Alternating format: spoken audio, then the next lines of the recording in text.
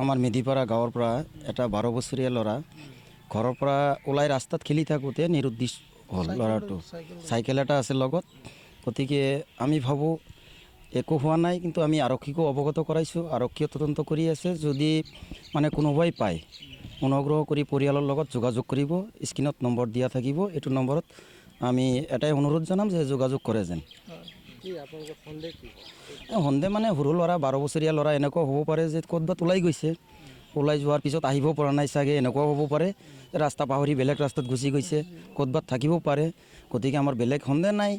এনেকুৱা ল'ৰা আহোঁতে তাৰমানে উল্টা পাল্টা লগাত তেনেকুৱা হ'ব পাৰে, পাহৰি যাব পাৰে, ৰাস্তা পাহৰি হয় মাতবোল দিব পাৰে। ল'ৰাটো এনে ঠিকে আছে চব চাইডৰে। এতিয়া কথা হ'ল আমাৰ অনুৰোধ এটাই থাকিব, যাতে যদি কোনোবাই খবৰ পায়, ইয়াত মানে আমি আৰক্ষীক অৱগত কৰাইছোঁ বুলি আমি কোনো ৰিয়েকশ্যন এনেকুৱা ল'ব বিচৰা নাই। গতিকে আমি এটাই খুজিছোঁ যে হয় নিৰুদ্দেশ হৈছে ল'ৰাটো, ওলাব লাগে। হয় বিচাৰিছে আৰু বিচাৰি আছে, বৰ্তমানো বিচাৰি আছে। গতিকে আমি নিউজ চেনেলকো মানে ইয়াৰ জৰিয়তে এটা অনুৰোধ কৰিব বিচাৰিম, যদি কোনোবাই কোনো সন্ধান পায় তাতে ভয় কৰিব নালাগে, যাতে পৰিয়ালৰ লগত যোগাযোগ কৰে। তাৰ কাৰণত সিহঁতকো ধন্যবাদ থাকিব।